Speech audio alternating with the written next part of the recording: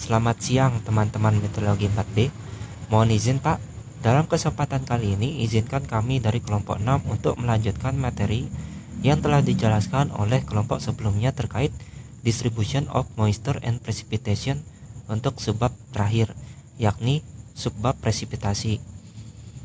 Sebelum memulai presentasi, sebelumnya mohon izin memperkenalkan anggota kelompok 6, yaitu saya sendiri, Imade Agus Satya, dan rekan saya M. Pramastia Nurafi. Terlebih dahulu, sebelum masuk ke materi, saya akan menyampaikan materi untuk meningkatkan mindset kita dalam bidang meteorologi, yakni terkait analisis kejadian banjir di DKI Jakarta pada 31 Desember 2019.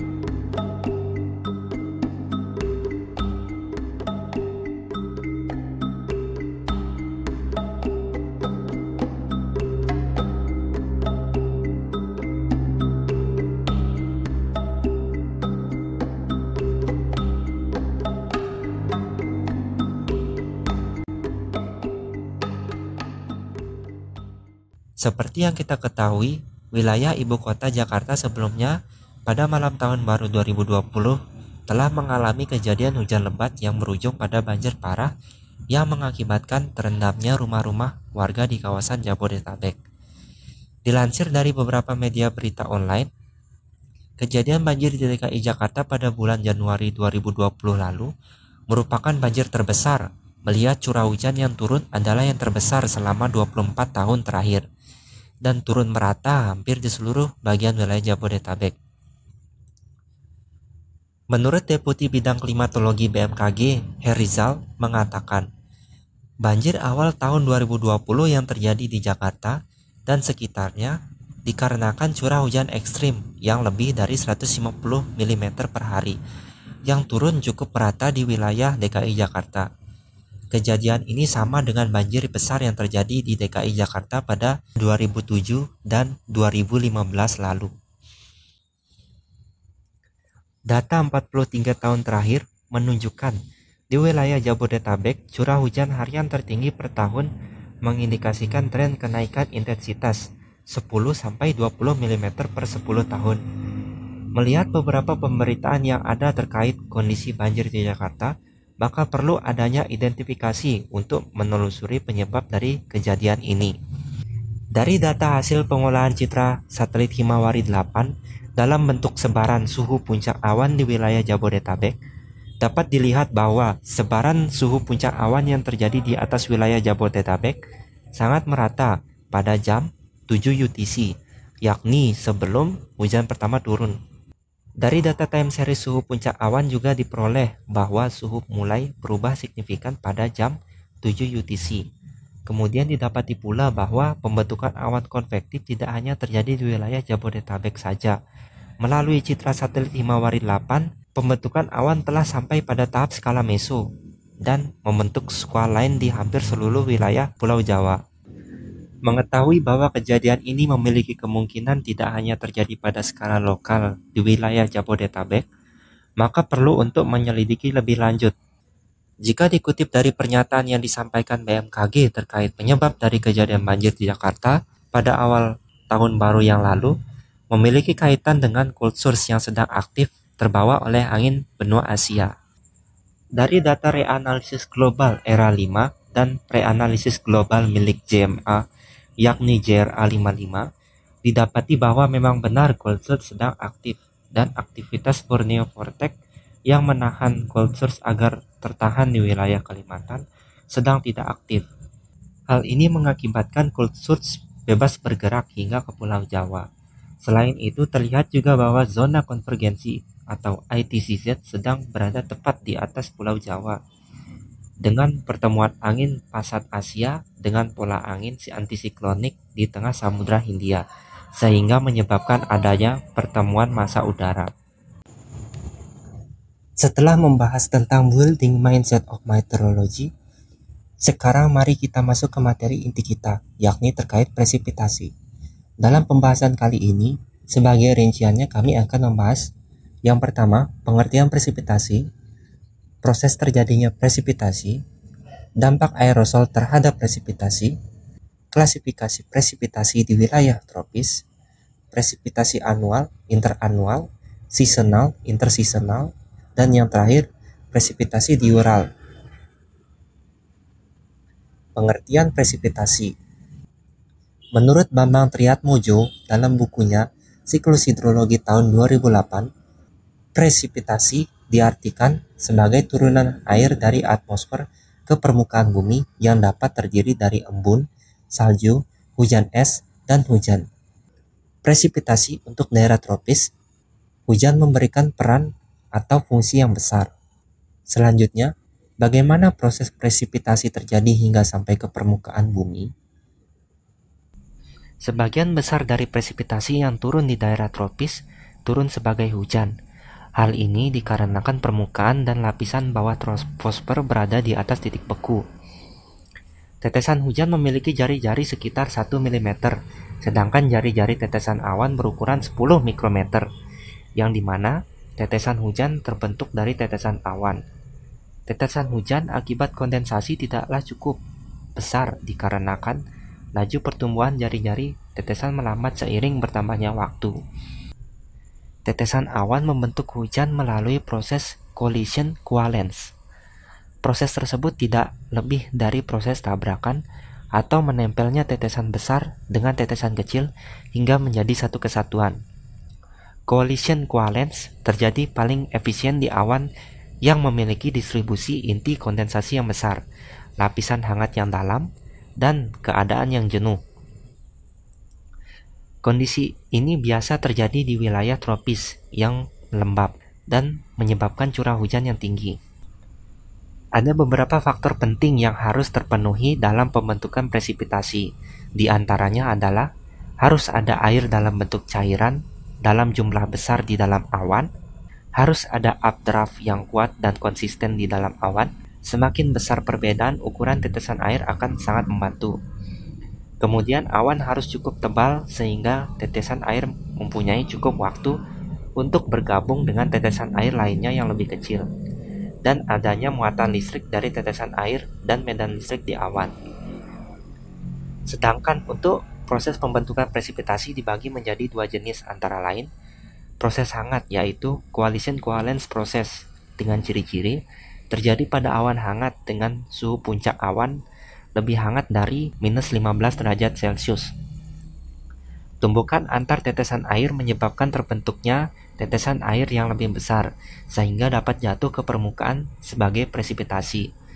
Dan proses dingin, yaitu Bergeron-Feldsen proses, dengan ciri-ciri pada awan yang dingin, kristal es tumbuh karena deposisi, pembekuan, dan agregasi. Pada tahap pencampuran awan akan bertumbuh pesat disebabkan penurunan tekanan uap jenuh.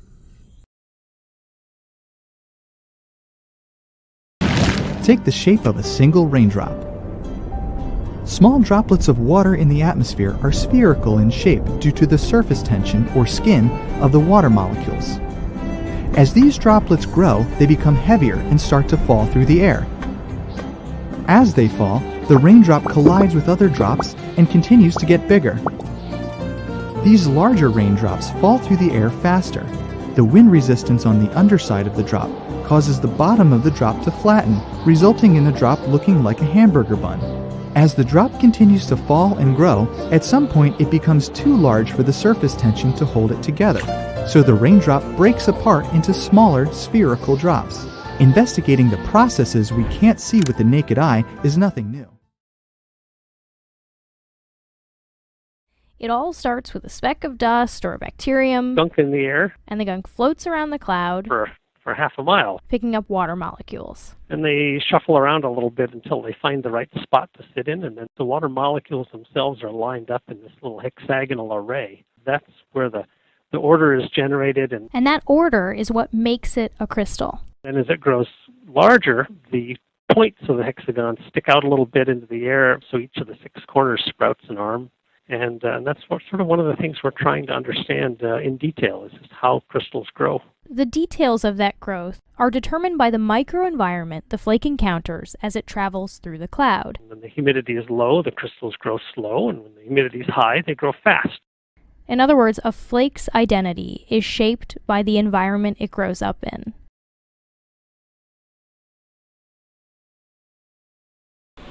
Selanjutnya, kita bahas mengenai dampak aerosol terhadap presipitasi. Secara teknis, aerosol adalah partikel padat yang ada di udara, disebut juga sebagai abu ataupun partikulat, maupun tetesan air. Presipitasi dapat terhalangi di daratan di mana terdapat banyak aerosol yang dapat berasal dari kota, membakar minyak, ataupun biomasa. Aerosol dapat menghalangi ataupun menambah pembentukan presipitasi dikarenakan terganggunya proses collisions yang terjadi pada saat jatuhnya presipitasi. Ketika aerosol menghalangi pembentukan dari inti kondensasi, permukaannya mengecil, menyebabkan hamburan cahaya yang lebih kuat sehingga membuat awan menjadi lebih cerah. Fenomena ini dapat ditunjukkan jelas dalam citra satelit atau yang sering dikenal dengan shipwrecks. Selain ukuran aerosol, kandungan mineral di dalamnya juga dapat mempengaruhi laju kondensasi, curah hujan, dan masa hidup awan. Sehingga perlu dicatat bahwa proses presipitasi dipengaruhi tidak hanya oleh aerosol, tapi juga oleh proses dinamis partikel awan. Selanjutnya kita akan membahas mengenai shipwreck. Pada tahun 2005, para ilmuwan mempelajari efek ini dengan membandingkan area Atlantik tropis yang sebagian besar memiliki aerosol laut, asap, dan debu mineral. Dengan menggunakan citra satelit, mereka menemukan bahwa asap dan debu mineral cenderung menekan curah hujan, tetapi meningkatkan jangkauan tutupan awan. Terdapat juga temuan pengaruh aerosol jelaga dapat meningkatkan dark haze dan mengurangi awan cumulus di lautan tropis. Sementara itu, studi lain juga menemukan bahwa sea spray dapat mengembalikan presipitasi pada awan konvektif yang tercemar. Selanjutnya, klasifikasi presipitasi tropis. Presipitasi di daerah tropis biasanya dihasilkan oleh sistem awan dengan skala panjang 100 sampai 1000 km yang masa hidupnya berkisar antara beberapa jam hingga beberapa hari, atau yang biasa disebut sebagai sistem konvektif skala meso atau mesoscale convective system. Presipitasi dari mesoscale convective system diklasifikasikan sebagai konvektif dan stratiform. Yang pertama, jenis konvektif. Jenis konvektif diklasifikasikan berdasarkan daerah di mana presipitasi turun dari aktivitas konveksi aktif. Yang kedua, jenis stratiform. Jenis stratiform mengacu pada jenis konveksi yang lebih tua, kurang aktif, dan gerakan vertikalnya lebih lemah. Selanjutnya, presipitasi anual atau tahunan. Berdasarkan peta curah hujan rata-rata tahunan menunjukkan bahwa wilayah dengan presipitasi terbesar di wilayah tropis dengan curah hujan sangat tinggi di zona konvergensi Pasifik Selatan dan zona konvergensi Atlantik. Curah hujan yang tinggi di daerah tropis dihasilkan oleh sistem konvektif skala meso yang mengandung curah hujan yang tinggi. Curah hujan tropis juga mencakup salju dan es, yang membantu menjaga gletser bahkan di garis khatulistiwa. Gletser tropis ada di Andes, Himalaya, Afrika Timur, Indonesia, dan Meksiko. Meskipun salju dan es adalah sebagian kecil dari presipitasi tropis, gletser adalah komponen penting dari siklus air regional, sebagai reservoir yang memelihara air tanah dari daerah kering. Jumlah curah hujan tahunan hanya memberikan sebagian dari gambaran keseluruhan curah hujan tropis. Kita juga perlu mengetahui seberapa sering hujan turun di lokasi tertentu untuk mengambil keputusan terkait pertanian, pengelolaan sumber daya air, dan pembangkit listrik tenaga air. Variabilitas curah hujan dapat diukur dengan menghitung jumlah hari yang berkontribusi menyumbang curah hujan tahunan. Presipitasi interanual atau antar tahun. Curah hujan sensitif terhadap variasi spasial dan temporal yang kecil dalam sirkulasi umum. Perubahan dramatis dari anomali rendah ke tingkat curah hujan tinggi dapat terjadi dalam 1 tahun, seperti yang terjadi pada El Nino kuat pada 1997 sampai 1998 dan La Nina pada 1998 sampai 1999. Presipitasi sesonal atau musiman. Musim hujan membawa suhu yang lebih sejuk ke daerah kawasan khatulistiwa karena lebih banyak membawa uap air dan awan, yang berarti lebih banyak sinar matahari yang dibantulkan kembali ke angkasa, dan hujan membawa air dengan suhu relatif rendah ke permukaan bumi. Pola presipitasi musiman sangat dipengaruhi oleh perubahan musim dalam sistem tekanan udara atau quasi-stationary pressure, zona konvergensi regional, dan sirkulasi monsun. Secara umum, curah hujan tropis tertinggi selama musim panas dan terendah selama musim dingin. Pergerakan dari ITCZ sangat berperan penting dalam peta curah hujan di Indonesia atau di daerah tropis. Selama musim panas di belahan bumi selatan, ITCZ meluas secara diagonal dari barat ke Afrika Tenggara, namun relatif zonal di seluruh Afrika Utara selama musim panas di belahan bumi utara. Di Pasifik Barat, sudut deklinasi matahari adalah faktor dominan dalam siklus presipitasi musiman, di mana puncak presipitasi mengikuti periode insolasi maksimum, seperti contohnya di Guam di USA, di mana terjadi puncak dari presipitasi terjadi pada Juli sampai Oktober. Di Pasifik Tengah, untuk daerah dekat ekuator, variabilitas presipitasi musiman kecil, namun masih bisa bervariasi tergantung dari lokasi. Contohnya seperti di Christmas Island. Di Afrika Barat, jumlah presipitasi berkurang sebanding dengan lintang dan jarak dari lautan. Presipitasi minimum saat bulan winter dan maksimum saat bulan summer. Di Indian subkontinen, dipengaruhi oleh monsun. Sebagian besar presipitasi terjadi di Mei hingga Oktober. Intensitas presipitasi yang tinggi ini akibat dari aliran uap air yang kuat dari lautan yang terangkat ke daratan yang mengalami kelebihan pemanasan radiasi. Di Amerika Tengah, dipengaruhi oleh siklus musiman, ITCZ, topografi, dan jarak dari lautan. Gangguan tropis, gelombang pusat tekanan rendah, dan siklon tropis dapat menyebabkan intensitas presipitasi tetap tinggi. Presipitasi intersesonal atau antar musim. Presipitasi hujan tropis yang berfluktuasi selama siklus 30-60 hari dikenal sebagai Madden-Julian Oscillation atau MJO. MJO ditandai dengan wilayah dengan cakupan luas dengan curah hujan meningkat ataupun tertahan yang bergerak ke arah timur melintasi Samudra Hindia dan Samudra Pasifik.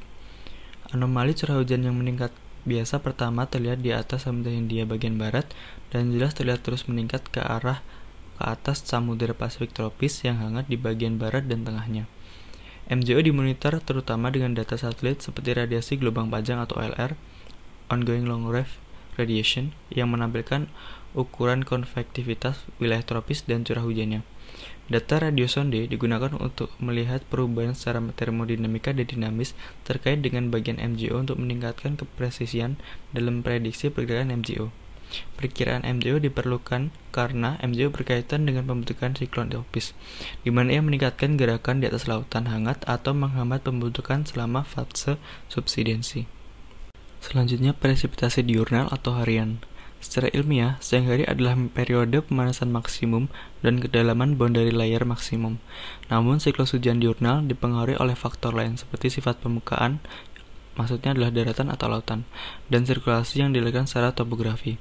Di daratan, curah hujan maksimum terjadi pada sore hari, tetapi curah hujan dari awan konvektif aktif memuncak setelah tengah malam. Variabilitas curah hujan diurnal atau harian lebih menonjol dan terlihat perbedaannya di daratan. Besarnya curah hujan di lautan dikendalikan sebagian besar oleh variasi dari total jumlah cakupan area sistem perawatan konvektif yang juga dipengaruhi oleh peristiwa skala periodik seperti MJO. Beberapa penjelasan yang ada untuk menjelaskan presipitasi maksimum di pagi hari dan minimum di sore hari dalam presipitasi laut, dan alasannya masih diperdebatkan karena yang pertama, perbedaan pemanasan antara konveksi dan udara sekitar menyebabkan variasi harian dalam hari divergensi angin yang memicu arus konvektif. Yang kedua, pada siang hari puncak-puncak awan lautan menyerap sinar matahari yang meningkatkan stabilitas statis dari angin dan menyebabkan arus konveksi kurang aktif dan curah hujan lebih sedikit. Yang ketiga, pada malam hari, hilangnya panas oleh radiasi gelombang panjang meningkatkan kelembapan yang dukung adanya perkembangan awan. Terima kasih telah menyaksikan presentasi dari kami kelompok 6. Apabila ada salah kata ataupun ada salah kalimat atau perbuatan yang menyinggung, mohon dimaafkan. Terima kasih. Assalamualaikum warahmatullahi wabarakatuh.